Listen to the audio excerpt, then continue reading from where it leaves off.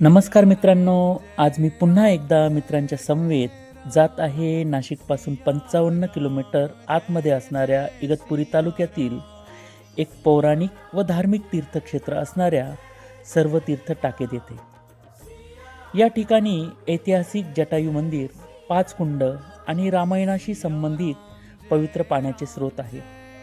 याच ठिकाणी एक पारंपरिक पद्धतीने गुप्त शिवलिंगाला हात घालून आतमध्ये गोटा काढण्याची ही पारंपरिक श्रद्धा आहे, ज्यावरून लोकांच्या मनोकामना पूर्ण होतात असे मानले जाते. पण बहुतेकांना हा गोटा काढता येत नाही. मात्र या ठिकाणचे महत्त्वाचे वैशिष्ट्य म्हणजे असे म्हणतात की जेव्हा रावण सीतामातेचे अपहरण करून नेत असताना जटायू पक्षाने ते बघितले.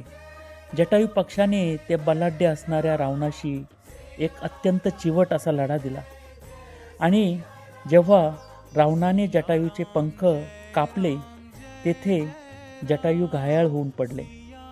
भगवान श्रीरामांनी जेव्हा जटायूंना बघितले तेव्हा जटायूंना पाणी पाजण्यासाठी आणि त्यांच्या अंतिम संस्कारासाठी जमिनीवर बाण मारून गंगाजल तीर्थ प्रकट केले. याच ठिकाणी श्रीराम व जटायू यांचे सुंदर मंदिरही आहे. या ठिकाणी आपण जर बघाल तर अत्यंत सुंदर पद्धतीची जटायू व भगवान श्रीरामांची सुंदर अशी मूर्ती या ठिकाणी आपल्याला बघायला मिळेल. याच ठिकाणी अत्यंत सुंदर असे निसर्गाचे ठिकाण आपल्याला बघायला मिळते. कुंभमेळ्यातही या ठिकाणी हजारो पर्यटक हे कायम भेटी देत असतात.